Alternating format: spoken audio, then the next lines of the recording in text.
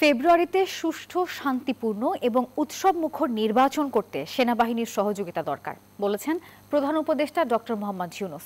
একই সঙ্গে জুলাই গণ অভ্যুত্থানে সঠিক সময়ে সঠিক সিদ্ধান্ত নেবার জন্য সেনাবাহিনীকে ধন্যবাদ জানিয়েছেন তিনি। Defence service command and staff college course 2025 graduation সনদ বিতরণ অনুষ্ঠানে এসব কথা বলেন প্রধান উপদেষ্টা।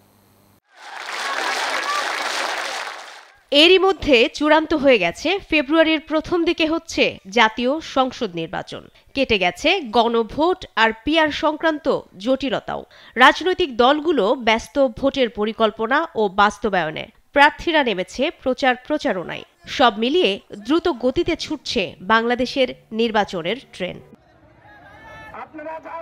দীর্ঘদিন ভোট দিতে না পারায় নির্বাচন নিয়ে ব্যাপক উৎসাহ উদ্দীপনা আছে সাধারণ মানুষের মাঝে। প্রধান উপদেষ্টা মনে করেন, ফেব্রুয়ারিতে উৎসব মুখর ভোট করতে হলে দরকার সশস্ত্র বাহিনীর সহযোগিতা। So now the time for election, we are looking forward to it, and we announced the date for February, first half of February. Again, we need the support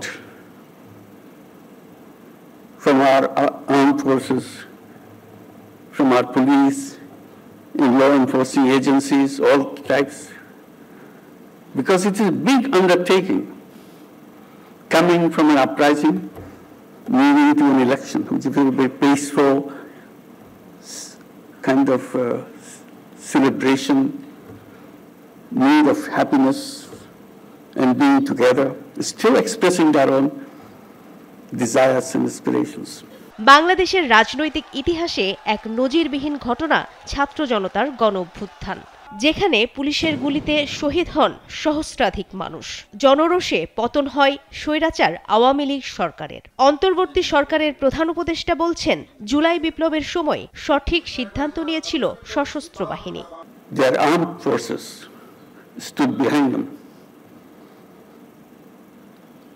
So I want to thank the armed forces of Bangladesh and their leaders for making this very quick decisions to stay with the people. Can we give a big applause for our army, for their leaders, and all the rank and file, every single person who is serving in the army. দুপুরে Mirpur সেনানিবাসের staff college অডিটোরিয়ামে course 2025-এর graduation অনুষ্ঠানে যোগ দিয়ে এসব কথা বলেন তিনি। Course সম্পন্ন করা বাংলাদেশ সহ বিভিন্ন দেশের তরুণ সামরিক কর্মকর্তাদের হাতে সনদ তুলে দেন প্রধান উপদেষ্টা। কোর্স সম্পন্নকারী কর্মকর্তাদের জানান, অর্জিত জ্ঞান পেশাগত জীবনে কাজে লাগিয়ে দেশের যে কোনো সংকটে ভূমিকা রাখতে পারবেন তারা। আমি মনে করি 1 বছর আগে আমি যেই স্টেটে ছিলাম, এই কোর্স শেষ হওয়ার পরে আমি অনেক সমৃদ্ধ এবং আমি আরো মোর confident to make a decision more confidently. ভূ রাজনৈতিক পরিবর্তন এবং এর সাথে সংশ্লিষ্ট যে বিষয়গুলো থাকে তার সেই উদ্ভূত পরিস্থিতির সাথে যেন আমরা মোকাবেলা করতে পারি, সেজন্য প্রতি বছরই আমাদের নতুন নতুন সংযোজন হয়ে থাকে।